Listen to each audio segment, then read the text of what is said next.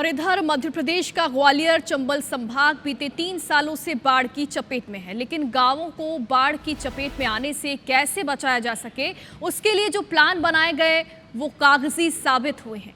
यही वजह है कि संभाग की नदियों के किनारे बसे 326 गांवों में से 80 गांव हर बार बाढ़ से पूरी तरह प्रभावित हुए हैं। इसमें सबसे बड़ा कारण पिंचिंग का निकलकर सामने आया है और देखिए इस मामले पर हमारी एक्सक्लूसिव रिपोर्ट।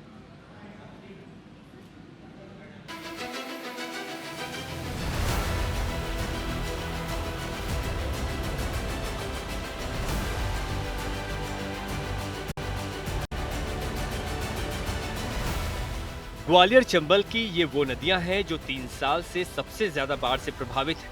पार्वती नदी के किनारे बसे श्योपुर, शिवपुरी, गुना और राजगढ़ जिले हर बार बाढ़ की चपेट में आते हैं। 2021 में 200 करोड़ का नुकसान हुआ और 2023-24 में 30 से अधिक मकान ढह गए।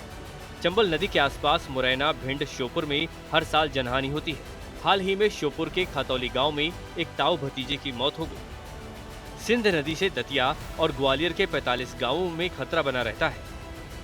दसान नदी के किनारे बसे टीकमगढ़ और छतरपुर जिलों के 20 गांव हर साल बाढ़ से गिरते हैं। कटाव सबसे अधिक इसी नदी के किनारे है। जल संसाधन विभाग से जुड़े लोग बताते हैं कि जिन इलाकों में हमेशा बाढ़ जैसे हालात बनते हैं, वहां पिचिंग की योजना बनाई जाती है, जिससे गाँव में होने वाले कटाव को रोका जा सके। लेकिन ये काम कागजों में हो। यही वजह है कि लगातार गांव बाढ़ से प्रभावित हुए हैं। पिचिंग से मिट्टी का कटाव धीरे धीरे होता है, स्लो होता है और कटाव कहीं बार रुक जाता है, इसलिए ज़रूरी होती है पिचिंग। पिचिंग हो जाए तो हो सकता है मिट्टी का कटाव कम से कम हो। नदी का जो नेचुरल जो सरफेस है वो तो उसके बहाव से निर्भर करता है, इसमें कितना क्या बहाव आ रहा है, तो थोड़ा बहुत तो कटाव होता है इससे। ग्वालियर चंबल संभाग में साल 2021 से जल संसाधन विभाग ने पिचिंग की योजनाएं बनाई थी, लेकिन जमीन पर काम अधूरा है। यही वजह है कि गुना में इस बार 42 गांव प्रभावित हैं, जिसमें 3 में पिचिंग हुई है। पूर्व में 784 परिवारों को राहत मिली। वहीं मुरैना के 53 गांव प्रभावित हुए हैं।